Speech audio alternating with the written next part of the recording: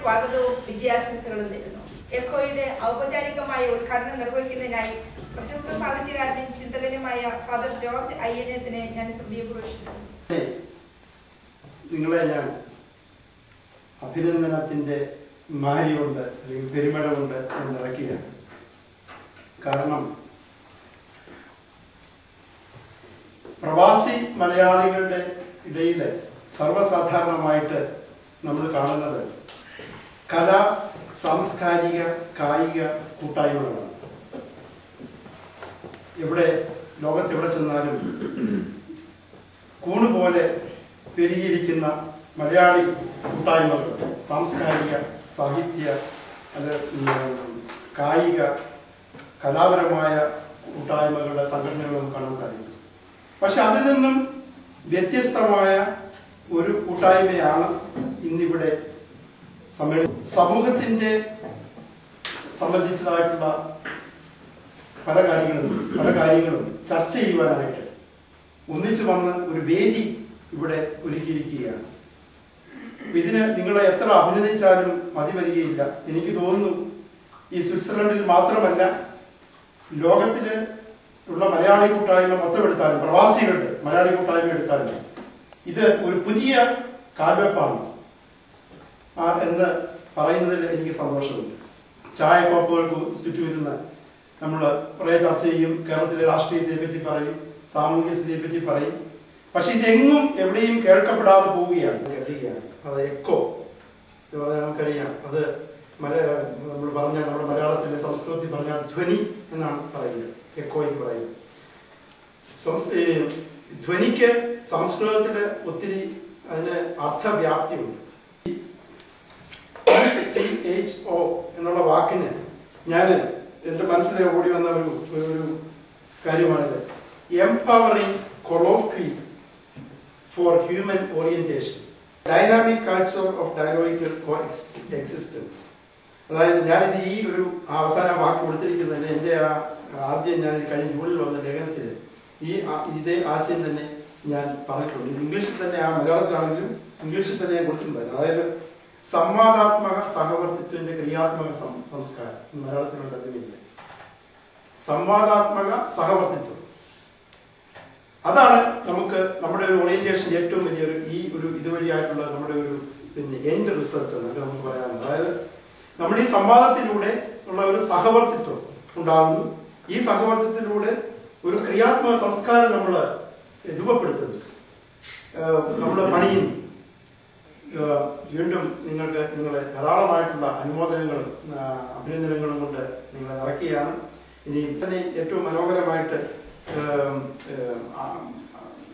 ആയിത്തീരുകയാണ്.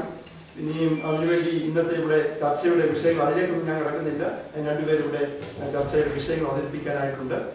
അപ്പോൾ ഈ ചർച്ച ഏറ്റവും ഭംഗിയായിട്ട് പോകട്ടെ. അതുപോലെ തന്നെ ഈ എക്കോ എന്ന് പറയുന്ന ഈ സംവാദ സംഗമം, സംവാദത്തിന്റെ സംഗമം ആണിത്. ഈ സംവാദ സംഗമത്തിൽ വന്നിരിക്കുന്ന നിങ്ങളെല്ലാവരെയും ഞാൻ പ്രത്യേകമായിട്ട് അനുമോദിക്കുന്നു. അതുപോലെ ഈ സംവാദ കൂട്ടായ്മയുടെ ഈ ശബ്ദം നമ്മളിവിടെ മാത്രമല്ല, കേരളത്തിലും ഇന്ത്യയിലും എല്ലാം പ്രതിധ്വനിക്കട്ടെ എന്ന് ഞാൻ ധാരാളമായിട്ട് ആശംസിക്കുകയാണ്. ഈ പ്രതിധ്വനി തീർച്ചയായിട്ടും മാറ്റങ്ങൾ നമ്മുടെ സമൂഹത്തിൽ മാറ്റം വരുത്തുന്നതിനുള്ള യാതൊരു സംശയമില്ല.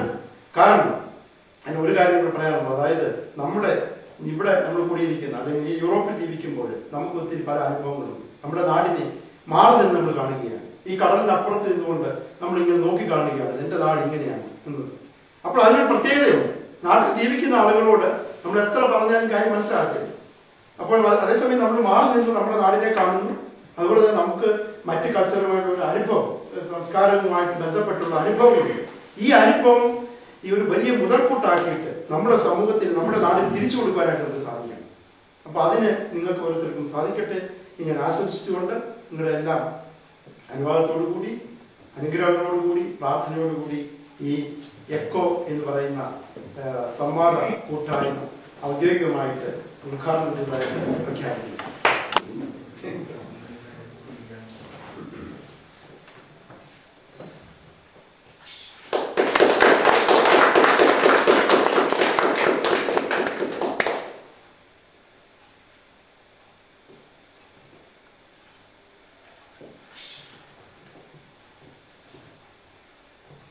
ചർച്ചാ വിഷയമായി ഇത് തിരഞ്ഞെടുക്കാനുള്ള മുഖ്യ കാരണം കേരളത്തിലെ ജനപ്പെരുപ്പം ഫലപ്രദമായി നിയന്ത്രിക്കാനുള്ള പോംവഴിയായി ജസ്റ്റിസ് VR കൃഷ്ണയ്യരുടെ നേതൃത്വത്തിലുള്ള കേരള ലോ റിഫോംസ് കമ്മീഷന്റെ ഒരു കുടുംബത്തിന് 2 കുട്ടികളെ ആകാവൂ എന്നും ഇത് നിയമമുഖേന പ്രാബല്യത്തിൽ കൊണ്ടുവരണം എന്നുമുള്ള നിർദ്ദേശമാണ്.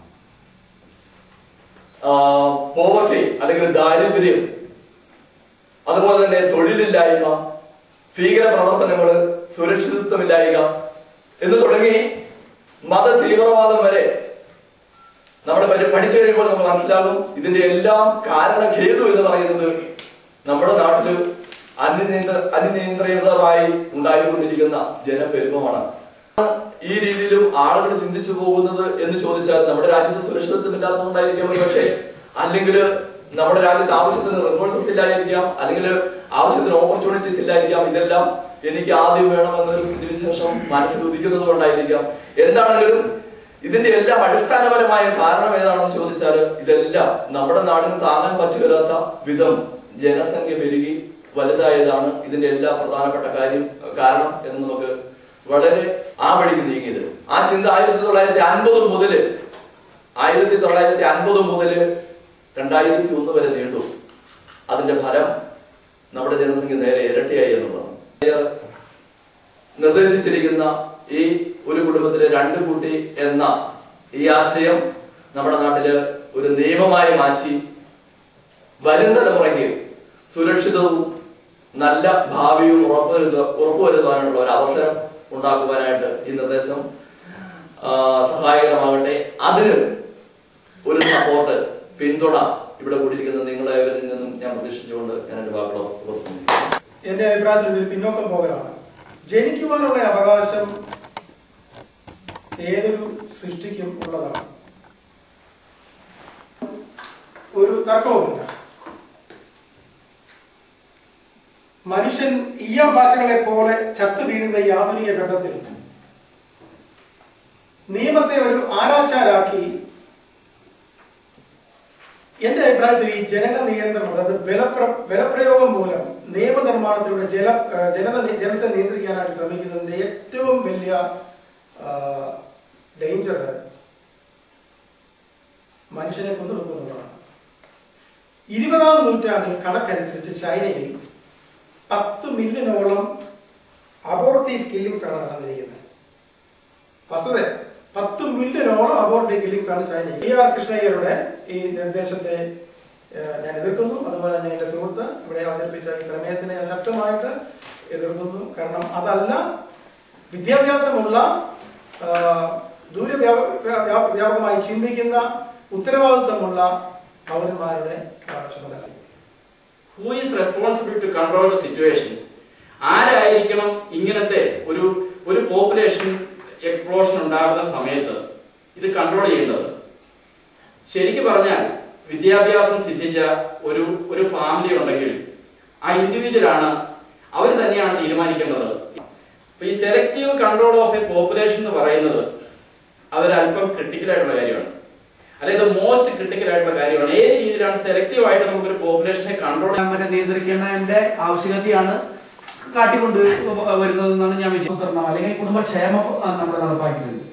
അങ്ങനെ നടപ്പാക്കുമ്പോൾ കേരളത്തെ പോലെ ഒരു സംസ്ഥാനത്തെ 4-5 ഈ സമൂഹം നശിച്ചു പോകാതിരിക്കും.